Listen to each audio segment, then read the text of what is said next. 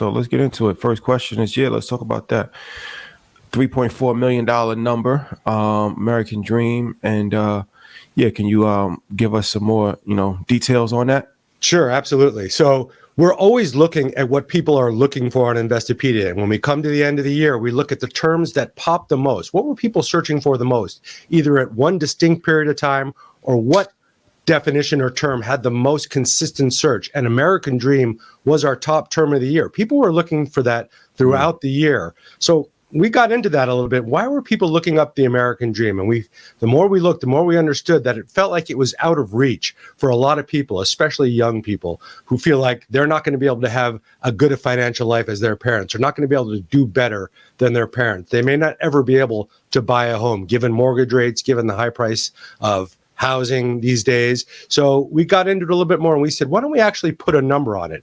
What would it cost today if you wanted to build the so-called dream? And to be completely candid, my dream and your dream are very different, and the dream of everybody listening is very different.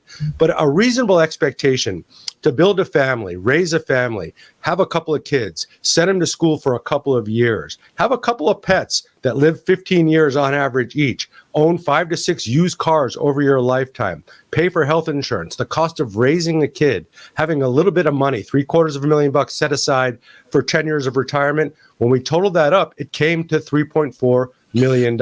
Again, your dream and my dream are different, but these are reasonable expectations for raising a family today in this country. And that does include buying a home. Not everybody wants to buy a home, but if you wanted to, and that was kind of what the dream was purported to be, right? Being able to do whatever you wanted to do in this country, no matter who you are. That's the purpose of the dream. The American Dream was actually coined in 1931 by an author in a book called Epic of America, James Truslow Adams. He wrote about the American Dream in the depths of the Depression when he was talking about a dream of a land in which life should be better, richer, and fuller for everyone, with opportunity for each according to ability or achievement. Well, the financial services industry over the last 30 years turned that into owning a home, having retirement assets, being able to afford a college education for your family, being able to afford insurance, healthcare, and all those things. So just taking the reasonable expectations for what that is today, that's $3.4 million. But the problem, guys, is if you take the median income over a lifetime of earning, you get to about 2.3 million. So there's $1 million+ gap between what people are actually earning and what it costs to have those reasonable expectations to raise a family today. So what would being that the average American is going to earn less than 3.4 million, right? What would be the suggestion? Like, what's the outcome of this study? So one thing is like, okay, you got, and actually I asked ChatGPT and they said that they actually put it at 1.7 million for average person. But just inflation. So the first thing I would say is obviously it would pay to be in a two income household, because then that 1.7 turns to 3.2 and no 1.7. Yeah, right. 3.2. 3.4. 3.4. Yeah. So that will put you right there, actually, if you're married, according to ChatGPT. But for people that are not in that category and are not on pace to earn that much money in their lifespan, what's the takeaway? What can they do to actually improve their situation to meet that challenge? They should invest, right? How do you fill the gap? Where's that $1.1 million or whatever you're missing going to come from? It comes from growing your money, right? It comes from investing. That's one way of doing it, or changing the framework of your dream. Maybe you never wanted to own a home. Maybe that's not important to you. Maybe you don't drive. Maybe you don't have a kid, or you don't want to raise a family. But if you want to have those reasonable expectations for raising a family today, you're going to get to around that number. But you can change the numbers any which way depending on your lifestyle. But let's just say that is that 3.4 million and you're far away from it.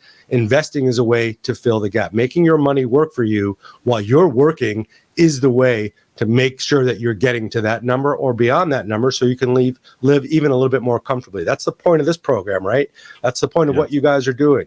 Helping people build wealth, helping them find different pathways to build wealth over a lifetime. That's what we believe in, and I think that's the answer. And plus, with the rate of inflation going up so high, it's going to be a mistake in 10 or 15 years if you don't own a home. So I know there's a big agenda for people to not own, but you have to invest for the long term.